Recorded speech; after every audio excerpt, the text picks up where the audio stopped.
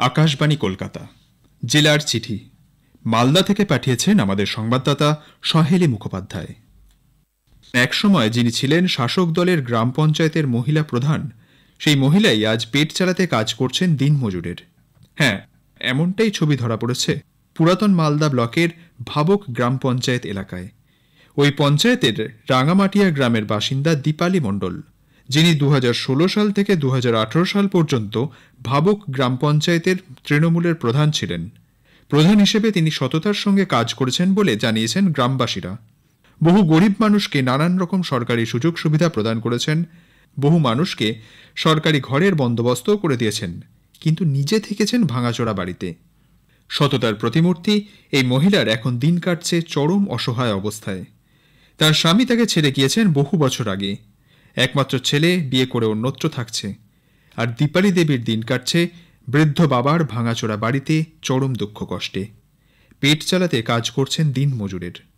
বর্তমানে পূর্ত দফতরের রাস্তায় ঠিকা শ্রমিক হিসেবে রাস্তা ঝাড় দেওয়া, নির্মাণ সামগ্রীর যোগান দেওয়া ইত্যাদি নানান কাজ করছেন। সেই কাজ করার ফাঁকেই তিনি জানালেন, একসময় তিনি প্রধান হিসেবে বহু মানুষকে সরকারি ঘর পাইয়ে দিয়েছেন, কিন্তু নিজে রয়ে গেছেন কাঁচা মাটির ঘরেই। পাকা ঘরের জন্য বহুবার পঞ্চায়েতে আবেদন জানিয়েছেন, কিন্তু কোনো লাভ হয়নি। শাসক দলের এক সময়ের মহিলা পঞ্চায়েত প্রধানের এহেন দুরবস্থা প্রসঙ্গে ভাবুক অঞ্চলের তৃণমূলের বর্তমান সভাপতি দিলীপ হেমব্রম বলেন, বিষয়টি তাঁর জানা ছিল না, তাই আগামী দিনে ওই মহিলা যাতে সরকারি সাহায্য পান সে ব্যাপারে প্রশাসনের কাছে তিনি দরবার করবেন। এবছর মালদায় রেশম গুটির ফলন ভালো হয় খুশির হাওয়া বইছে মালদার রেশম চাষিদের মধ্যে। বিশেষ করে বলতে গেলে বলতে হয় চাঁচলের রেশম চাষিদের কথা, কারণ এবছর চাঁচলে রেশম গুটির ফলন হয়েছে আশানুরূপ। কোয়ালিটিযুক্ত রেশম গুটির ফলন হওয়ায় গুটি বিক্রির বাজারে চাঁচলের রেশম গুটির চাহিদা রয়েছে তুঙ্গে, দামও মিলছে ভালো। মালদার কালিয়াচকের রেশম গুটির হাট অর্থাৎ কালিয়াচক কোকুন মার্কেটে চাঁচলের রেশম গুটির দাম প্রতি মণ সর্বোচ্চ 22,000 টাকা দরে বিকোচ্ছে, তবে অন্যান্য জায়গায় রেশম গুটির দাম তার চেয়ে 2-3 হাজার টাকা কম।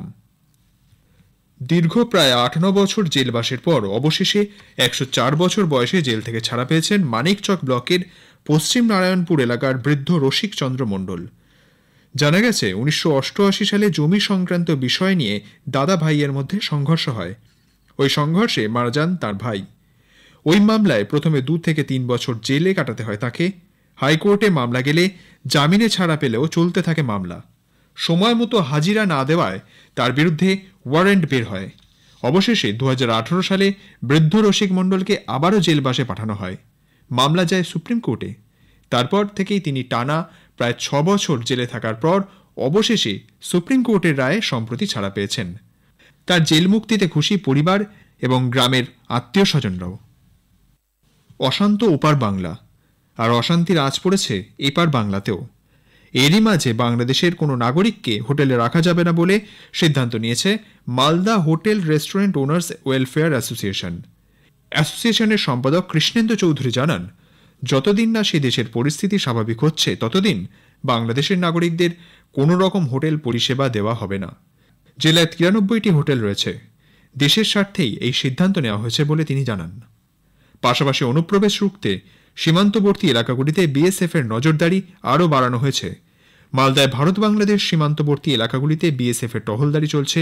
এর পাশাপাশি মালদা টাউন স্টেশনে আরপিএফ এর পক্ষ থেকেও কড়া নিরাপত্তা বাড়ানো হয়েছে। নজর রাখা হচ্ছে রেলযাত্রীদের গতিবিধির ওপরও। মালদার মহদীপুর সীমান্ত থেকে এই স্টেশনের দূরত্ব 15 থেকে 20 কিলোমিটারের মধ্যে। রেলযাত্রীদের মাইকে সচেতনতা প্রচার করা হচ্ছে। দূরপাল্লার ট্রেনে অসংরক্ষিত ও সংরক্ষিত কামরায় আরপিএফ জওয়ানরা যাত্রীদের সচেতন করছেন। স্নিফার ডগ দিয়ে স্টেশন প্ল্যাটফর্মে ট্রেনে উঠেও নজরদারি চালানো হচ্ছে।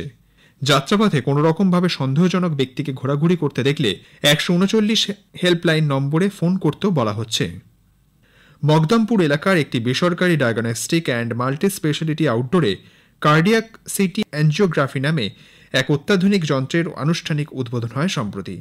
এই যন্ত্রের মাধ্যমে কার্ডিয়াক অ্যাঞ্জিওগ্রাফি করার জন্য রোগীকে হাসপাতালে ভর্তি হতে হবে না। সাধারণ সিটি স্ক্যানের মতো খুব অল্প সময়েই পরীক্ষা করা সম্ভব হবে। এছাড়াও এই যন্ত্রের মাধ্যমে সাধারণ সিটি স্ক্যান করারও সুবিধা মিলবে। জেলার চিঠি শেষ হল। মালদা থেকে পাঠিয়েছেন আমাদের সংবাদদাতা সহেলী মুখোপাধ্যায়।